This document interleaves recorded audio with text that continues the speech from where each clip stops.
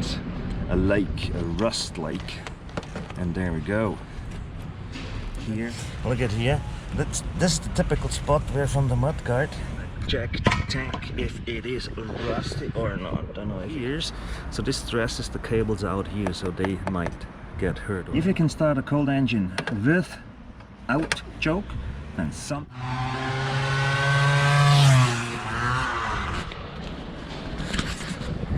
Good morning, guys. How is life? Someone offered me a Vespa, and I want to show what I am looking at when it comes to Vespas.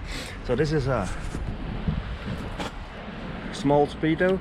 It's a PE, a PX old. It has a new speedo, and you know the red is gets always the red always gets grayish. A new mud guard painted over the screw, so it was repainted afterwards.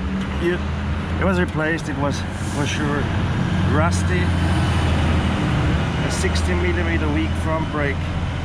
The old Michelin tires, they're not good. Stone Age. Classic profile doesn't mean it's a good tire. And used here. I asked him what's the price, and he said, yeah, what I paid 7 years ago, it's 2,800. Look at here. This is the typical spot where from the mud guard the dirt and the water is thrown at the frame, and there they start rusting. And amateur fix, here's not only welded, so most probably this frame is dead. We don't even have to look much further. With this spot broken, the Vespa is not worth a lot anymore. So we have these mats are really bad because the water is staying there. That's a lake, a rust lake, and there we go. Here, damage from the main stand. It buckles nearly through. Also here, the PX old frames, they do like crack here somewhere. They're not that strong, so rust also comes out here. This lid is repainted. This lid is repainted as well, but not really well done. So this coater was laying on the ground not only once. How does it look here on the other side? Same, even worse. So there is carious. It's rusty from the inside out. This frame is dead.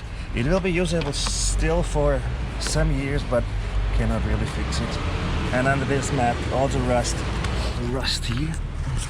Oh, old Cheeto Plus. Not recommended.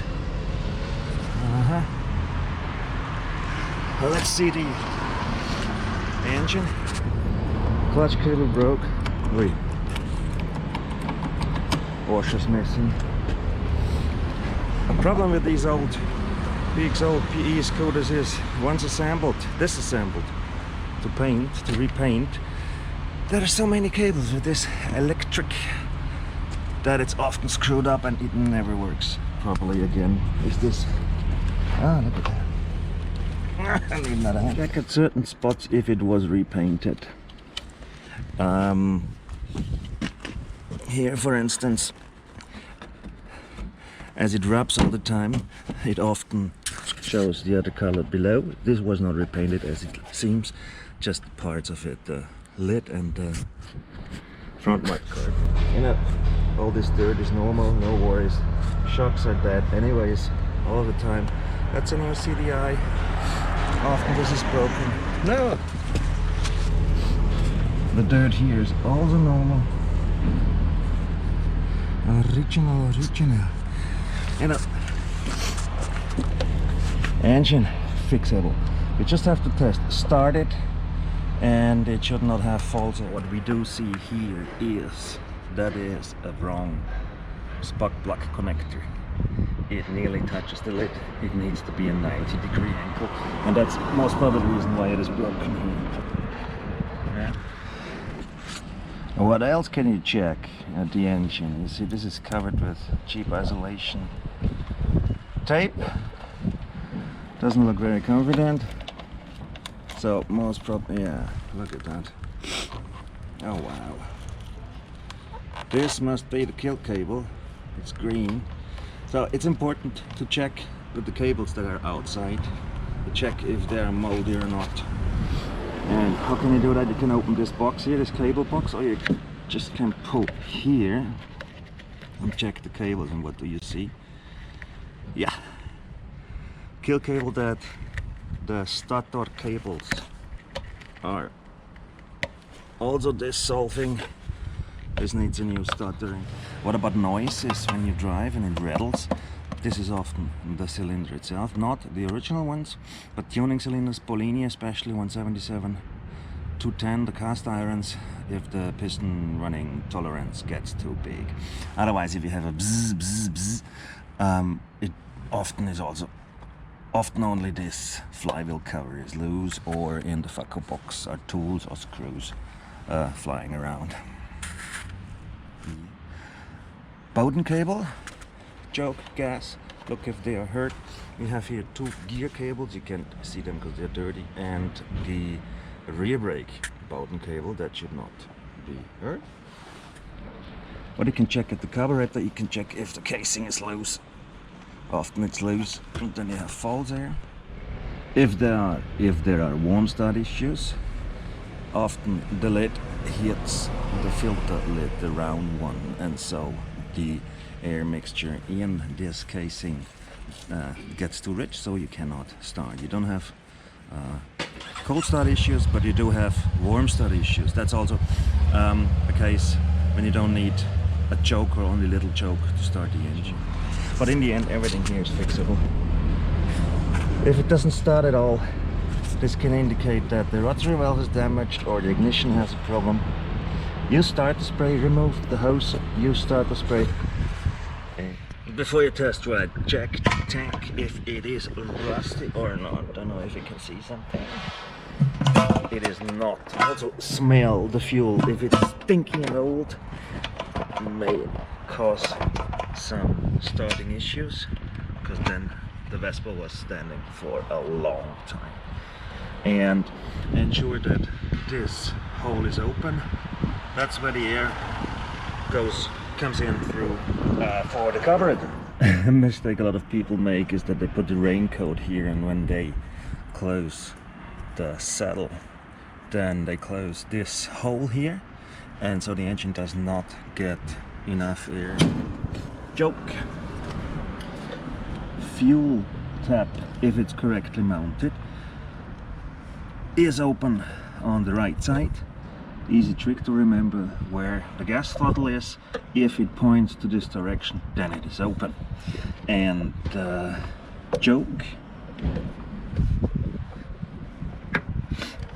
For starting with a healthy engine, you do need a pull choke if the engine is cold. If it's warm, you don't need a choke. If you can start a cold engine without choke, then something's up with the engine and it needs to be revised, most probably, or serviced. The stator can be damaged, rotary valve tolerance can be not correct, too big, and gearbox oil sucker may also cause this dynamic enrichment. That was about starting. What you also do is, before you go for a test ride, you just check the compression.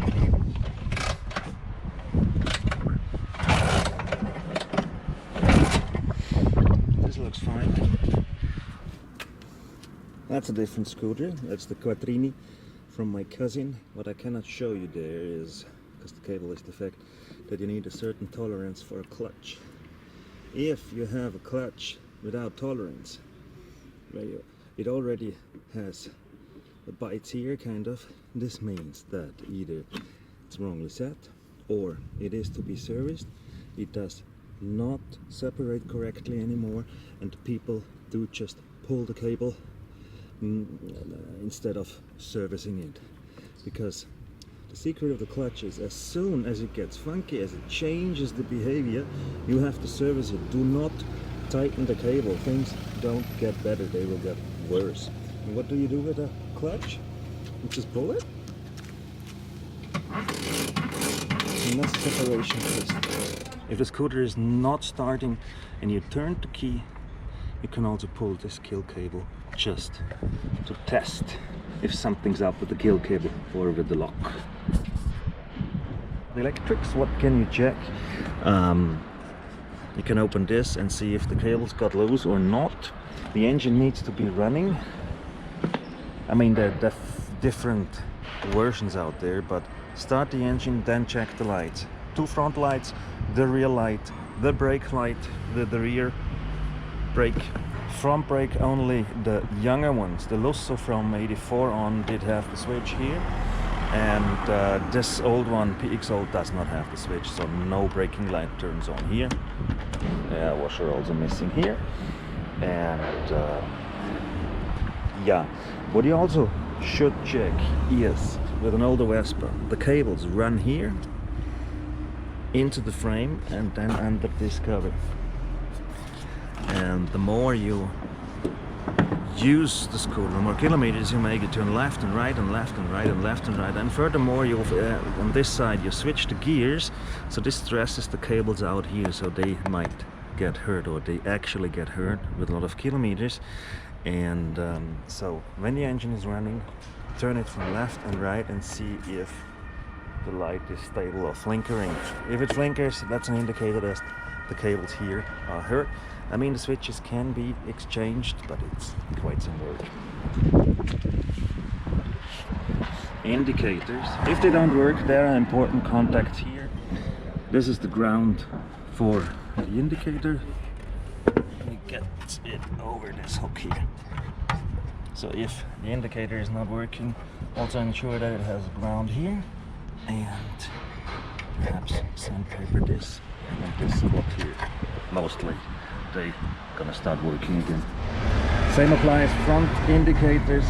If there's a ground problem here, the screw has a tooth washer. It has to scratch to touch the frame properly, otherwise it won't work.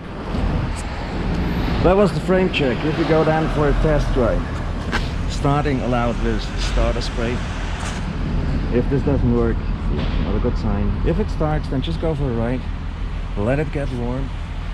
Then when the engine is warm and you don't have the choke outside anymore, check if the idle is stable. This indicates if there's false air. Check how the response is of the gas throttle.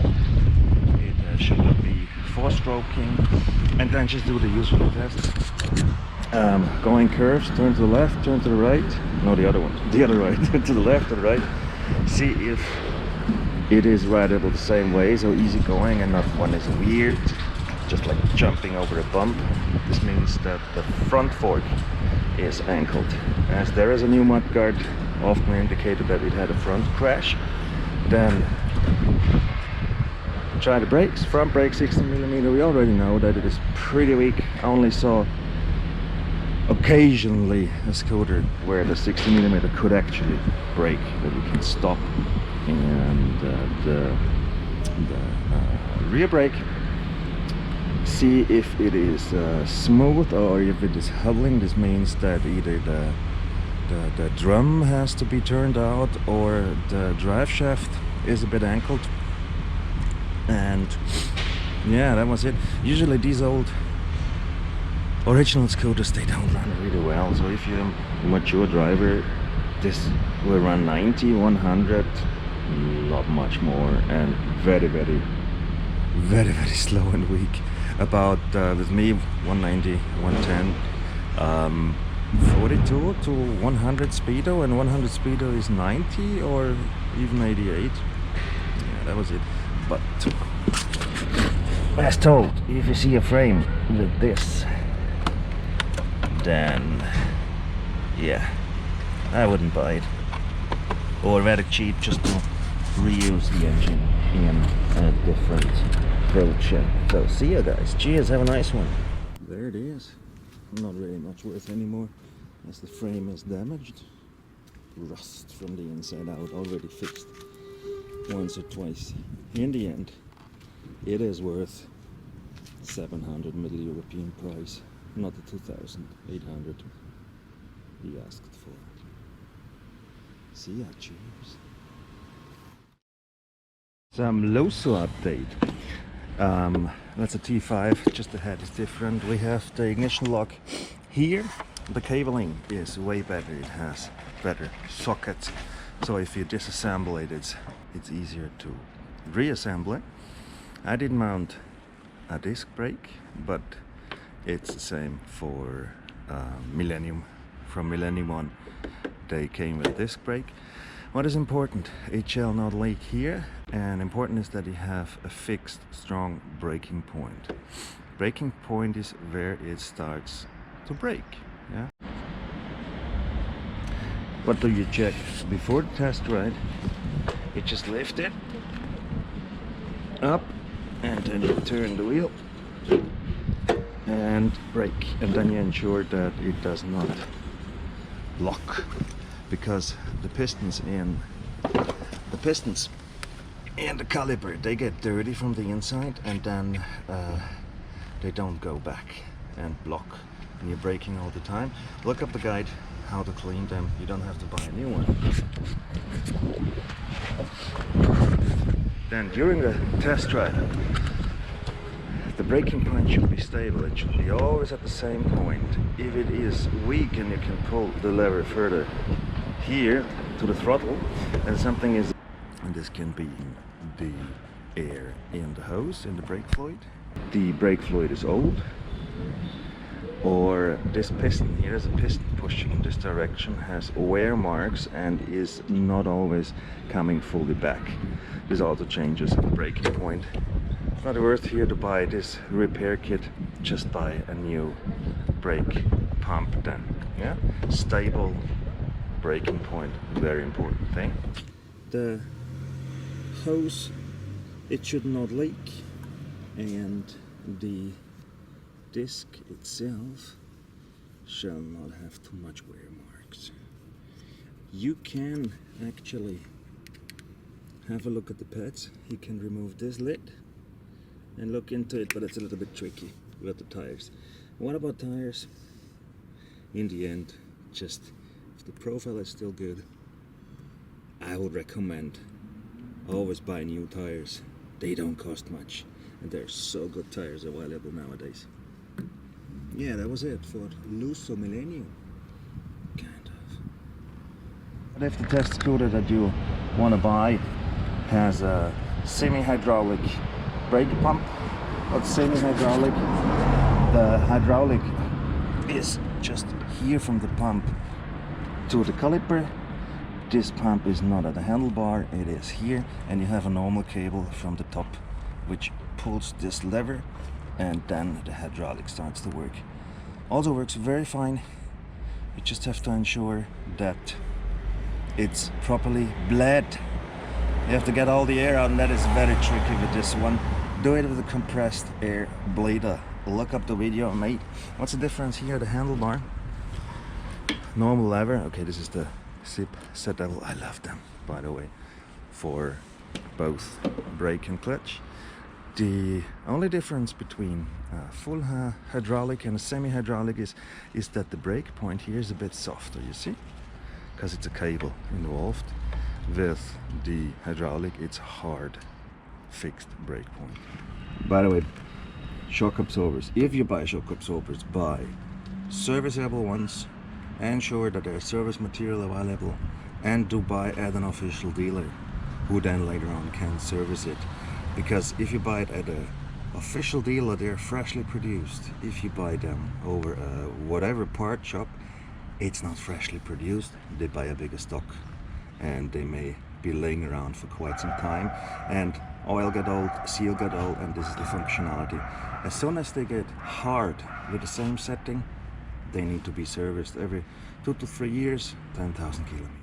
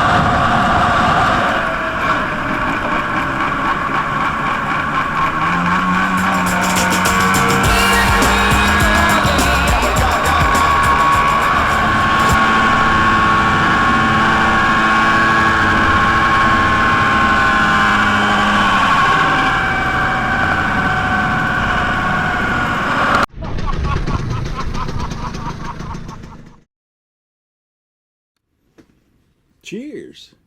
I want to document something. It's always the question, how much tolerance does the Conrad have to the side? And the thing is that it's, with a brand new crank like this, often more than you would think. So I just want to make a short documentation of a few crankshafts, that you have a comparison with your own, what's normal, what's not. Cheers.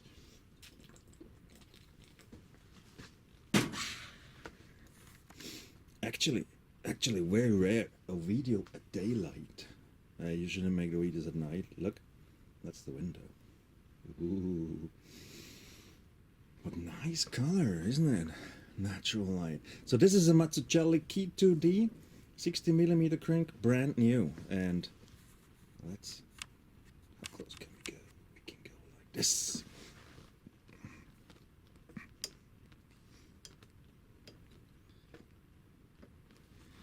Grabs the pedal like this. You see, there's a certain tolerance. You also have two washers on the side. I'm not a crank pro, just like to have a closer look. And the tolerance here is... Bist du deppert?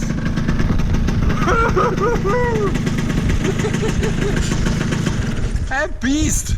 Sag ich ja. Bist du deppert? Ist das ein Biest jetzt?